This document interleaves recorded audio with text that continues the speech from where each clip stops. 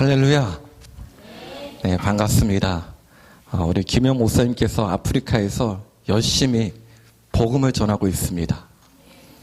복음을 전할 때마다 놀랍게도 정말 주님의 은혜를 경험하면서 수많은 현지 목회자들이 눈물을 흘리면서 주님의 은혜에 감격하고 있다는 이야기를 들었습니다. 주님의 놀라우신 부흥의 역사가 아프리카 땅에 흘러가고 있는데 우리 주담교회도 지금 이 시간에 주님의 부흥의 역사가 강력하게 나타나서 주님의 은혜로 충만한 시간이 되길 주님의 이름으로 축복합니다. 우리 대한민국 이전 조선시대는 사람이 태어나는 순간 그의 인생이 결정되고 그의 신분도 함께 정해졌습니다. 양반 집안에서 태어날 때부터 양반이고 노비의 자식으로 태어나면 아무리 능력이 뛰어나도 아무리 성실하고 부지런해도 죽는 날까지 노비로 살아야 했습니다. 그 신분은 마치 단단한 쇠사슬처럼 사람을 묶었습니다. 노력도 재능도 심지어 선한 성품도 그 사슬을 끊을 수 없었습니다. 그래서 세상은 두 부류로 나뉘어졌습니다. 한쪽은 어떤 삶입니까? 우월한 삶이었습니다. 배우고 누리고 다스리는 자의 자리였습니다. 그 자리는 곧 영광의 자리였습니다. 다른 한쪽은 절망스러운 삶이었습니다. 섬기고 짓눌리고 침묵해야 하는 자리였습니다.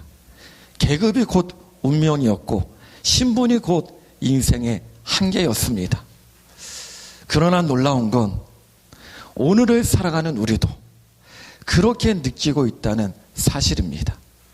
시대는 바뀌었지만 삶의 구조는 여전히 비슷하게 흘러갑니다. 가진 자와 가지지 못한 자, 높은 자와 낮은 자, 선택하는 자와 선택을 하지 못하는 자, 이렇게 나뉘어 있는 것처럼 보여집니다. 태어난 환경이, 태어난 가정이, 태어난 출신이 삶의 질을 결정짓는 것 같아 보입니다. 마치 현대라는 겉옷을 입었을 뿐 그 속엔 여전히 조선시대의 그림자가 드리워져 있는 것 같습니다. 여러분, 그래서 우리의 마음은 어떻습니까? 두렵지 않습니까? 혹시 나도 평생 이렇게 낮은 자의 삶을 살아야 하는 것은 아닐까?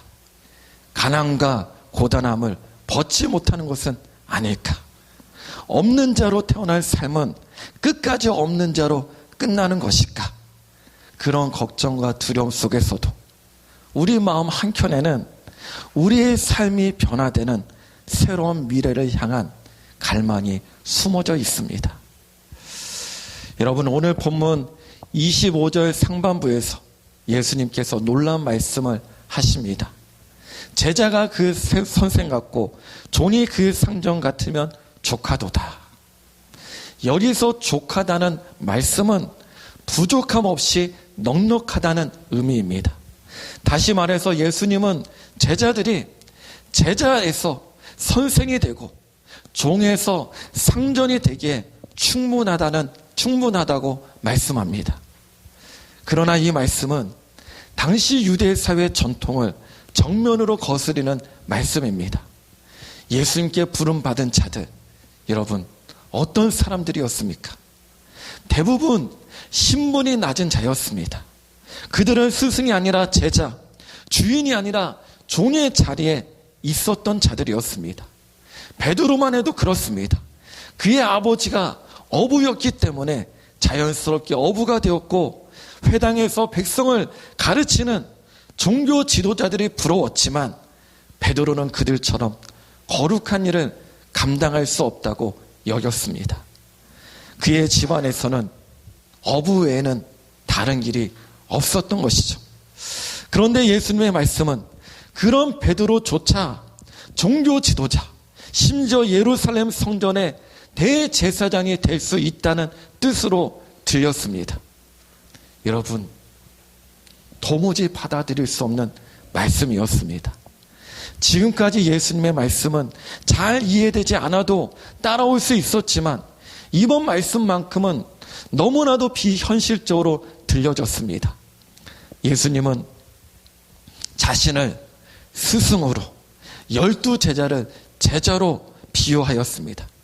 그렇기에 선생이 되고 상전이 된다는 의미는 바로 예수님처럼 된다는 의미입니다. 여러분, 제자들의 눈에는 이 스승 예수님은 넘을 수 없는 벽이었습니다. 그들은 예수님을 따라다니면서 수많은 기적을 보았습니다. 평생을 누워있던 중풍병자가 일어나고 죽은 야이로의 딸이 살아났으며 저주받은 나병 환자가 깨끗하게 나았습니다. 이 모든 것은 제자들이 감히 흉내낼 수 없는 하나님의 능력이었습니다. 여러분, 예수님의 지혜 또한 그들이 따라갈 수 없었습니다. 율법에 능통한 종교 지도자들도 예수님의 말 한마디에 입을 다물었고 당황하고 분노하는 그 모습을 제자들은 신기하게 지켜본 적이 많이 있었습니다. 예수님의 말씀하실 때 제자들은 그 말씀이 너무 높아서 자주 이해하지 못했고 예수님과 제자들 사이의 간극은 마치 세상 물정을 모르는 어린아이와 노련한 어른 사이의 거리만큼이나 컸습니다. 그럼에도 불구하고 예수님은 너희가 선생이 되고 상전이 되기에 부족하지 않다 말씀합니다. 여러분, 예수님은 제자들의 부족함을 모르지 않았습니다. 그런데 왜 이토록 높은 이상을 꿈 같은 말씀을 하신 것일까요? 이처럼 꿈 같은 일이 아담에게 벌어졌습니다. 아담은 진흙으로 지어진 말 그대로 티끌에 불과한 존재였습니다. 그러나 하나님의 생기가 그의 코에 불어넣어지자 그는 피조물 가운데 가장 존귀한 존재가 되었습니다. 영적인 존재인 천사조차 하나님의 영이 거하는 아담보다 더 높지 않았습니다. 아담은 하나님이 주신 지혜로 각종 짐승과 새들의 이름을 지어주었고 모든 피조물을 가르치고 다스리는 자, 즉 선생이자 상전과 같은 위치에 서게 되었습니다. 그러나 문제는 바로 거기서 시작되었습니다. 아담은 자신보다 높은 존재를 용납할 수 없었습니다. 하나님의 종으로서 그분의 명령에 따라 살아야 하는 것, 그것이 내키지 않았습니다. 하나님이 먹으라고 하면 먹고 먹지 말라고 한 선악과는 금해야 하는 그 질서조차 불편하게 느껴졌습니다. 모든 피조물의 이름을 내가 지었고 내가 다스리는데 왜 또 다른 명령에 순종해야 하는가? 나는 거부감이 그의 마음속에 피어올랐습니다. 결국 아담은 선악과를 먹고 하나님처럼 되기를 원했습니다.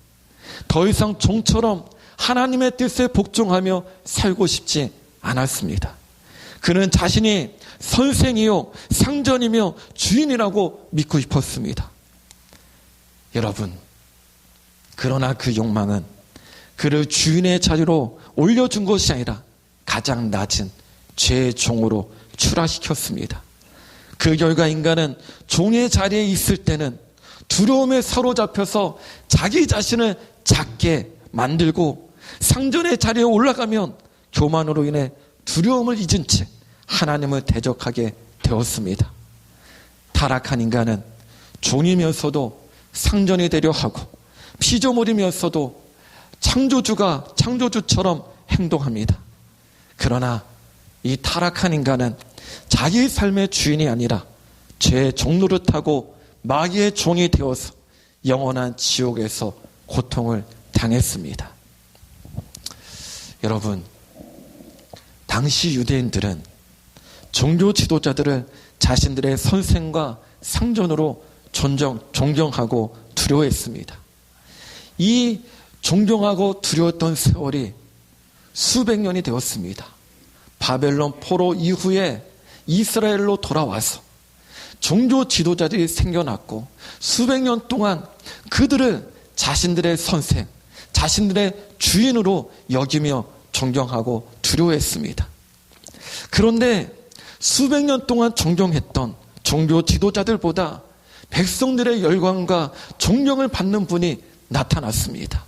바로 예수님이죠. 예수님께서 병든 자를 치유하시고 귀신 들린 자를 내쫓고 종교 지도자들의 입을 다물게 만드는 놀라운 지혜를 드러냈습니다.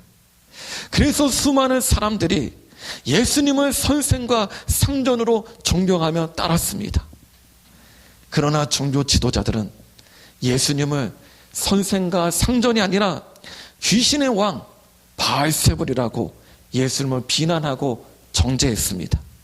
왜냐하면 예수님을 선생과 상전으로 인정하면 지금까지 자신들이 상전에서 종으로, 선생에서 제자로 낮아질 수 있기 때문에 그것이 너무 두려웠기 때문이었습니다.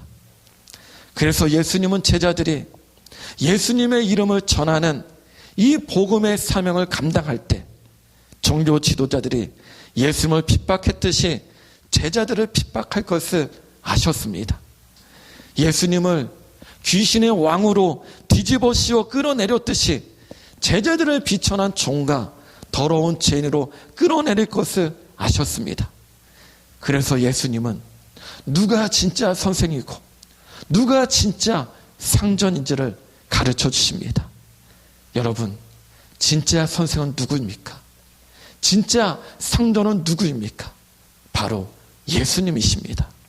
그뿐만 아니라 예수님의 이름을 위하고 예수님의 영광을 위하여 살아가는 제자들이 바로 진짜 선생이요 상전임을 예수님은 정확하게 알려주셨습니다. 여러분, 율법과 계명을 지켜서 스스로 의롭다고 외치는 자가 존경받고 영광받는 선생과 상전이 아니라 예수님의 이름과 예수님의 영광을 위해 사명을 감당하는 자가 진정한 선생과 상전임을 깨닫게 합니다. 예수님은 제자들이 사람들에게 예수님을 증거하면 예수님처럼 안진뱅이가 일어나 걷고 뛰게 하며 종교 지도자들이 이 제자들의 말 한마디에 꼼짝 못하도록 역사하시고 종교 지도자들이 아니라 제자들이 영광받을 상전과 선생님을 밝히 드러냅니다. 그러나 종교 지도자들은 이미 선생과 상전의 자리에 올라 있었고 그 자리를 놓치고 싶지 않았습니다. 그래서 예수님을 선생으로 모시기를 거부했고 그분의 말씀에 순종하기를 거부했습니다. 여러분, 하물며 제자들에 대한 종교 지도자들의 태도는 어떠하겠습니까? 그래서 예수님은 제자들에게 경고하며 두려워하지 말라고 말씀합니다. 너희가 복음을 전하면 이러한 자칭 선생과 상전들이 너희를 핍박할 것이다. 그러나 두려워하지 말라. 아무리 감추어도 드러나지 않을 것이 없고 아무리 숨겨도 알려지지 않는 것이 없다고 말씀합니다. 예수님께서 제자들에게 말씀해 주셨습니다. 제자들이 복음을 전하면 예수님처럼 하나님의 역사가 드러납니다. 병든 자가 고침받고 귀신들이 내쫓기고 죽은 자가 살아나는 실제적인 역사가 나타나서 누가 진짜 선생이고 누가 진짜 상전인지 밝혀집니다. 예수님은 종의 자리에서 출발한 제자들을 선생과 상전의 자리에 올려놓았습니다. 제자들이 높아진 이유는 무엇입니까? 그들 자신이 위대해서가 아니라 예수님의 영광을 위해 부름받았기 때문입니다. 제자들이 높아진 자리는 세상적인 명예와 권력이 아니라 복음을 전하고 진리를 가르치기 위한 사명에서 비롯된 자리였습니다. 그래서 예수님은 제자들에게 복음을 위해 핍박받고 예수님의 이름을 위해 낮아지는 것을 결코 두려워하지 말라고 말씀합니다. 왜냐하면 그 낮아짐을 통해 오히려 높아지기 때문입니다. 예수님이 그들을 진정한 선생으로 진정한 상전으로 세워주시기 때문입니다. 종교 지도자들은 예수님을 처음 만났을 때 정말 큰 충격을 받았습니다. 단지 소문으로만 들었던 각종 병자들이 그분 앞에서 순식간에 남아 입는 장면을 직접 목격했을 때 그들은 말문이 막혔습니다. 예수님의 입에서 흘러나오는 말씀은 그저 갈릴리 출신 목수의 말이라고는 도저히 믿을 수 없는 놀라운 지혜와 통찰로 가득했습니다. 그분의 말씀에서는 그 어떤 종교 지도자보다 더 큰 권위가 느껴졌습니다. 심지어 어떤 서기관은 예수님의 지혜와 능력에 매료되어서 선생님이 어디로 가시든지 제가 따르겠습니다 라고 고백했습니다. 하지만 대부분의 종교 지도자들은 예수님을 인정할 수 없었습니다. 왜냐하면 갈릴리 사람들은 그들의 눈엔 항상 배워야 할 자, 곧 제자나 종의 위치였기 때문이었습니다. 예루살렘 사람들이 말하면 갈릴리 출신들은 배워야 한다고 생각했기 때문입니다. 그렇기 때문에 예수님을 그대로 두면 자신들의 권위가 무너질 수 있다고 느꼈습니다. 백성들이 예수님을 찬양하고 높일수록 그들은 자신들이 있던 자리, 선생과 제자의 자리, 상전과 종의 자리가 바뀔 수 있다는 위기감을 느꼈습니다. 그래서 그들은 종의 자리를 넘어서 귀신의 왕 바알세불의 자리까지 예수님을 끌어내렸습니다. 그리고 예수님은 십자가에서 죽임을 당하셨습니다. 여러분, 예수님께서 이 땅에 오신 것은 선생으로, 상전으로 섬김을 받으려 오신 것이 아닙니다. 예수님은 자신을 위한 영광을 구하지 않았습니다. 예수님은 세상의 기준에 따라 높아지려 하지 않았고 권세와 능력을 자랑하기 위해 이 땅에 오신 분이 아니었습니다. 오히려 예수님은 하나님의 영광을 위해서 아버지의 뜻을 따라 구원의 길을 걸어가셨습니다. 하지만 그 길은 어떤 길입니까? 당시 종교 체계에 정면으로 도전하는 길이었습니다. 바리새인들과 종교 지도자들은 율법을 해석했고 성전을 중심으로 권위를 행사하며 자신들이 선생이라 불리기 원했고 자신들 위해 상전처럼 군림하던 자들이었습니다. 그들에게 있어서 영광은 곧 자리를 지키는 것이고 존경을 유지하는 것이고 스스로 높아지는 것이었습니다. 그러나 예수님은 그들을 높여주고 그들을 인정해주고 그래서 그들을 찾아가지 않으셨습니다. 그들이 외면한 죄인들을 찾아갔습니다. 세리와 창녀들, 병자와 귀신 들린 자들, 율법 아래선 도무지 가르침을 받을 자도 섬김을 받을 자도 될 수 없었던 자들, 예수님은 그런 자들을 선생처럼 세우시고 상전처럼 존귀하게 만드셨습니다. 종교 지도자들은 이런 예수님을 이해할 수 없었습니다. 도리어 귀신의 왕 바알세불이라 정죄하며 예수님을 밀어내고 깎아내리려 했습니다.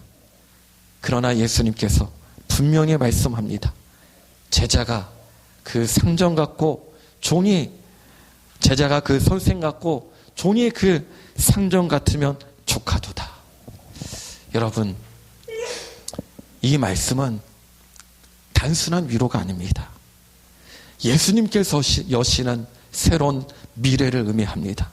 과거의 질서, 즉 종은 평생 종으로, 제자는 결코 선생이 될 수 없었던 그 고정된 틀을 예수님께서 무너뜨리셨습니다. 죄인들을 찾아가시고 십자가에서 죽으심으로 예수님은 그 질서를 깨트리셨습니다. 종이 상전처럼 되고 제자가 선생처럼 될 수 있는 새로운 시대를 예수님께서 여셨습니다. 예수님은 단순히 죄인들을 죄에서 구원하신 것이 아니라 그들의 존재 자체를 새롭게 바꾸셨습니다. 예수님은 제자와 죄인들을 어떻게 바꾸셨습니까? 바로 영광스러운 존재로 바꾸셨습니다. 자격 없는 자를 불러서 하늘의 능력을 맡기셨고 죄인을 의인 삼아 하나님의 나라를 위임하셨습니다. 여러분, 우리가 이 말씀을 들으면서 영광이 무엇인지 함께 나누면 좋겠습니다. 영광은 단지 높은 자리에 오르는 것이 아닙니다. 세상은 영광을 성공과 지혜의 관점으로 봅니다. 높은 자리에 오르고 사람들의 박수를 받고 영향력을 발휘하는 것, 그것이 바로 영광이라고 생각합니다. 그러나 오늘 본문이 말하는 영광은 그와 다릅니다. 영광은 종이었던 자가 상전되게 하고 제자였던 자가 스승되게 하시는 예수님에 의해서 주어집니다. 예수님은 이렇게 말씀하셨습니다. 제자가 그 선생 같고 종이 그 상전 같으면 족하도다. 이 말씀은 예수님께서 생각하시는 영광의 기준이 무엇인지를 분명하게 보여줍니다. 영광은 실력이 뛰어나서 주어지는 것이 아니라 하나님의 부르심에 순종할 때 주어지는 선물입니다. 여러분, 베드로는 어부였습니다. 갈릴리의 평범한 노동자였고 율법을 배우고 가르칠 자격이 없었습니다. 세리 마태는 세리로서 민족의 배신자였습니다. 사람들에게 배척당했던 자였고 하나님 나라의 스승이 될 것이라고는 상상도 하지 못한 인생이었습니다. 그런데 예수님께서 그들을 부르셨습니다. 말씀을 전하게 하셨고 하늘 권세를 부어주셔서 귀신을 쫓아내고 병든 자를 고치게 만들었습니다. 그들이 진리의 스승이 되고 하늘 권세를 가진 상전이 되는 것, 그것이 바로 예수님이 주시는 영광입니다. 영광은 어떤 자격의 결과가 아니라 예수님을 높이는 자에게 주어지는 선물입니다. 자격을 내세울 것이 없고 스스로 연약함을 고백할 수밖에 없는 이들이 오직 예수님의 이름을 의지하여 말씀을 전할 때 그들의 인생에 영광이 임했습니다. 여러분, 이것은 단순한 변화가 아닙니다. 이것은 새로운 미래입니다. 영광은 두려움 속에 머무는 자가 아니라 복음을 위해 살아가는 자에게 주어지는 상급입니다. 복음을 전하는 자는 거절당할 수도 있고 오해받을 수도 있고 핍박을 당할 수도 있습니다. 그러나 바로 그 자리에 예수님께서 당신의 영광을 나타내 주십니다. 세상은 심 있는 자를 영광스럽다 말하지만 하나님은 예수님의 이름을 높이는 자를 영광스럽다 말씀합니다. 여러분, 영광은 자기의 높임의 결과가 아닙니다. 오히려 자신을 낮추고 세상의 비난을 두려워하지 않으며 예수님의 이름을 담대히 선포할 때 예수님께서 그 사람을 선생되게 하시고 상전되게 하시고 새로운 미래의 주인공으로 세워주십니다. 이것이 예수님이 주시는 영광이고 예수님이 인정하시는 진짜 영광입니다.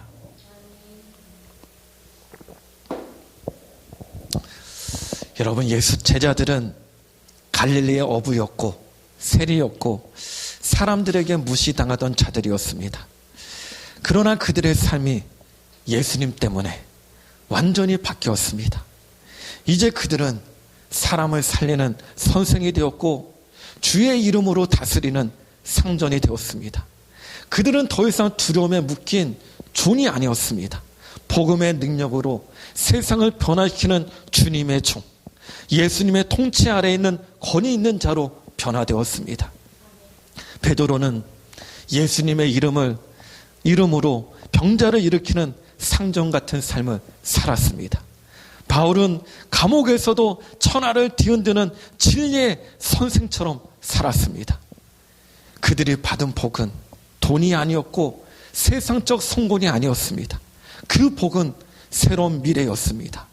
더 이상 과거의 신분에 묶이지 않고 주님의 부르심 안에서 하늘의 권세를 누리는 자로 살아가는 것, 이것이 제자들이 받은 진짜 복입니다. 지금 그들은 우리들에게 예수님의 복음을 전하며 세상을 향해 담대히 나아가고 스승처럼 가르치고 상전처럼 다스리는 삶을 살아가도록 지금 우리를 인도해 주고 있습니다. 우리들은 지금까지 너무 오랫동안 세상에 정해놓은 기준에 매여 살아왔습니다.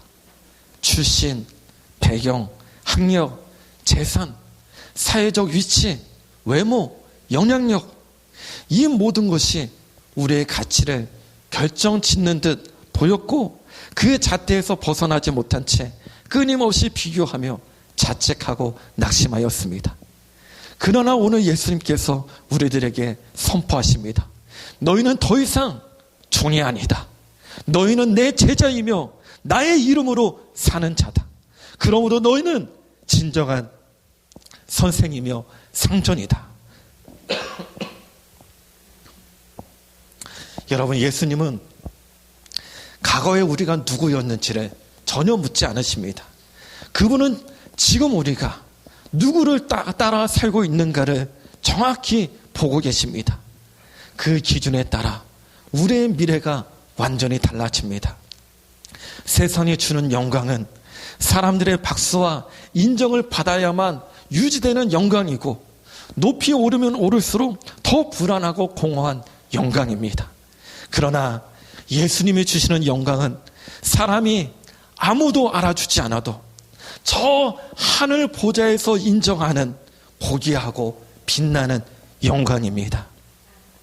여러분, 예수님께 붙들린 인생은 과거와 상관없이 새로워집니다. 제자들이 그랬습니다. 어부였던 베드로, 세리였던 마태, 사람들이 무시하던 그들이 예수님의 이름으로 병든 자를 고치고 진리를 선포하며 세상을 바꾸는 선생과 상전으로 세워졌습니다.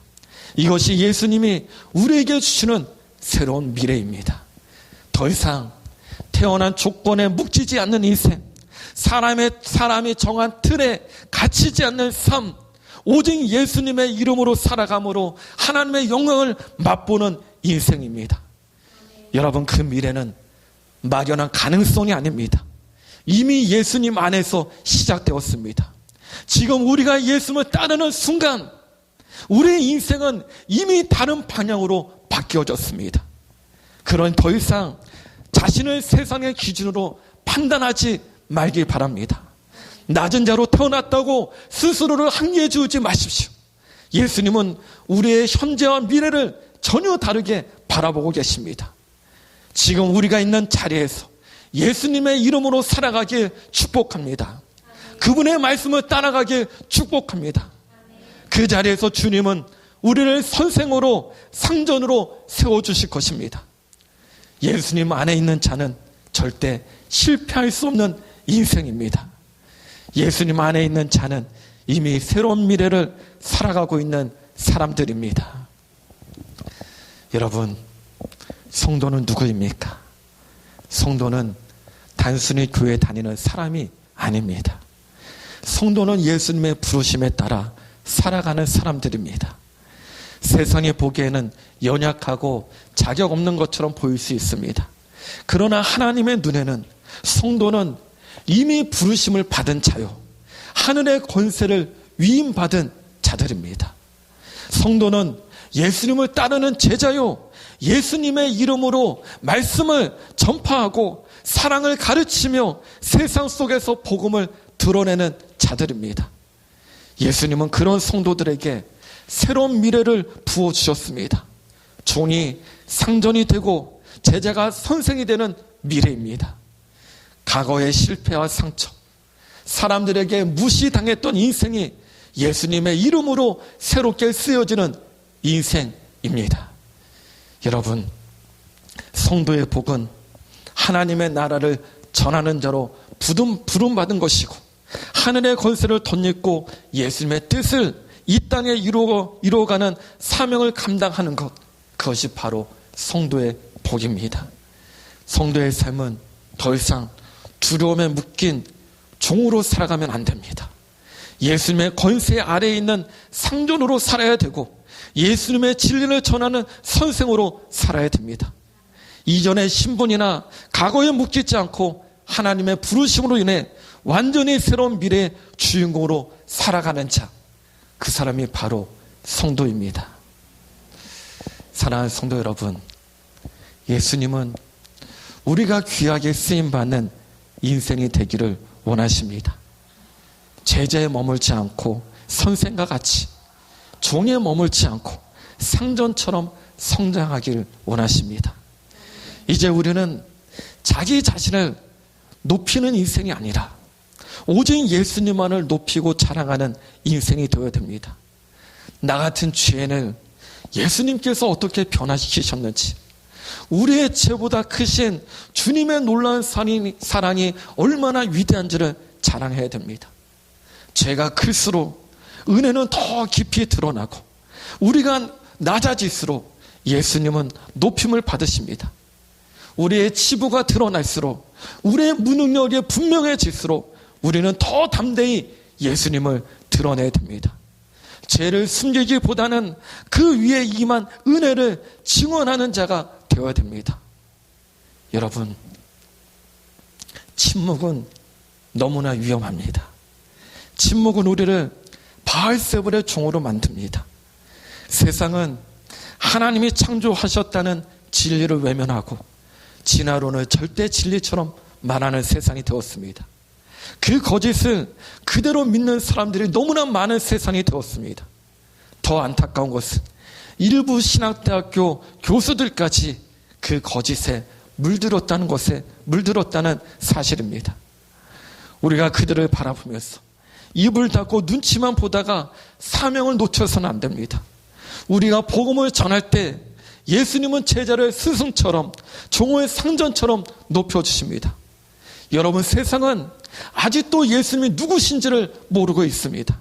제자가 침묵하면 세상이 스승 노릇을 하고, 종이 말을 아끼면 세상이 상전 행세를 하게 됩니다. 우리가 말하지 않으면 거짓이 진실처럼 들리게 됩니다. 그러니 두려워하지 마십시오. 반응을 걱정하지 마십시오.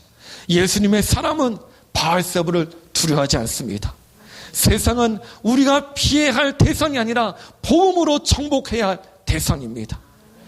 오늘도 우리는 예수님을 자랑해야 됩니다. 나 같은 죄인을 살려주신 예수님, 연약한 자를 강한 자로 바꾸신 예수님을 담대히 증언해야 됩니다. 이것이 제자가 스승처럼, 종이 상전처럼 되는 길입니다. 여러분, 예수님은 정말 자격 없는 자들을 불러주셨습니다. 어부였던 베드로, 세리였던 마태, 무시당한 자들을 부르셔서 복음을 전하게 하셨고, 권세를 맡기셨고, 새로운 미래를 열어주셨습니다. 이제 우리는 그들을 바라보면서 자신에게 묻지 않을 수 없습니다. 우리는 지금 어떤 삶을 살아가고 있습니까? 나는 지금 어떤 삶을 살아가고 있습니까? 여전히 과거에 묶여 두려움 속에 머물고 계십니까? 아니면 주님의 부르심 앞에 믿음으로 나아가고 있습니까? 기도는 이 질문에 응답하는 시간입니다. 기도는 과거의 신분을 벗고 주님이 주시는 새로운 미래를 받아들이는 자리입니다. 기도는 세상의 기준을 내려놓고 예수님의 눈으로 내 인생을 다시 바라보는 시간입니다. 여러분, 예수님은 오늘도 우리를 부르고 계십니다. 제자가 그 선생 같고 종이 그 상전 같으면 좋가도다. 여러분, 이 말씀 앞에 우리는 기도로 응답해야 됩니다. 기도로 다시 결단해야 됩니다. 나는 여전히 부족하지만 예수님의 이름으로 살아가는 삶을 선택하겠습니다. 주님이 주시는 새로운 미래를 한 걸음 더 가까이 다가가겠습니다. 이 결단의 기도를 통해 오늘의 말씀이 단지 지나가는 위로가 아니라 삶을 바꾸는 능력이 되기를 축복합니다. 그리고 그 위에서 여러분 모두를 진정한 스승, 참된 상전, 그리고 영광의 통로로 세우시는 예수님을 만나는 한 주간이 되시길 주님의 이름으로 축복합니다. 기도하겠습니다.